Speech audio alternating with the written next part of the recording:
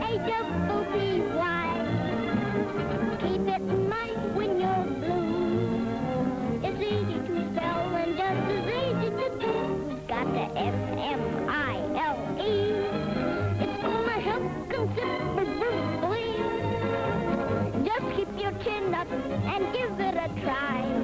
And you'll find silver line clouds in the sky. You've got the F-M-I-L-E to the H-A-double-T-Y.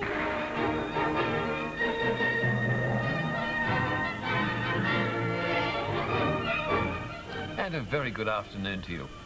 Sadly, today is our last Shirley Temple Day for 1989. Mind you, I'll be back fairly early next year with some more Shirley Temple movies to continue the Shirley Temple Film Festival.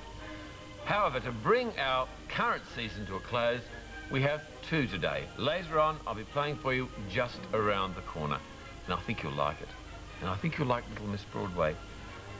One of the reasons I like Little Miss Broadway so much, not only is it because it's rather nicely directed by Irving Cummings, who was a top director at 20th Century Fox, but also it's got loads of songs, plenty of singing and dancing, and a rather wonderful cast. Let's begin with Shirley Temple herself. One of the special treats about Shirley being in Little Miss Broadway is that her first number in the film is Be Optimistic and Smile. And in these terrible times, I think that's a lesson for us all. Her leading man in the film is also a rather special person. It's George Murphy. Now, I rather like George Murphy. Have you ever seen him in Broadway Melody of 1938? He's terrific. Or Broadway Melody of 1940? George Murphy was very versatile. He was a good actor, he could sing and dance, and he was totally charming. And of course, he became a US senator eventually. I'm going to quote from George Murphy's autobiography. When he was asked to appear in Little Miss Broadway, this is what George wrote about it.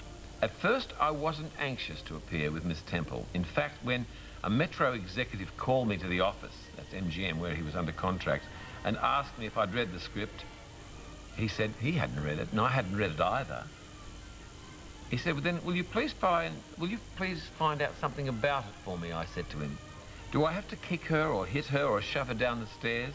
If I can be nice to her in the picture, I'll do Little Miss Broadway.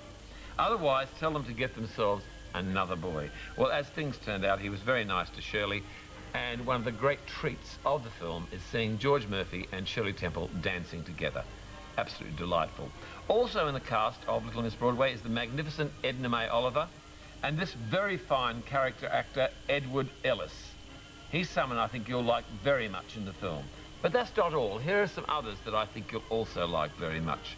In this scene from Little Miss Broadway, we have Shirley with Elle Brendel, who was a very popular comedian in the 1930s, and the great Jimmy Durante.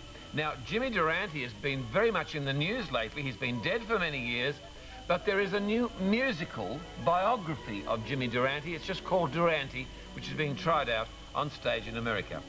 I only hope it's going to be successful. Jimmy Durante was such a loved person and such a delightful person on screen. You may remember seeing him in Two Girls and a Sailor on the Golden Years of Hollywood, also in Music for Millions. His best years were the 1940s when it came to appearances in movies. Well, there you are, some other rather wonderful people in Little Miss Broadway, and I think you, like I, will just adore the singing and the dancing in this film. I hope you'll enjoy Little Miss Broadway.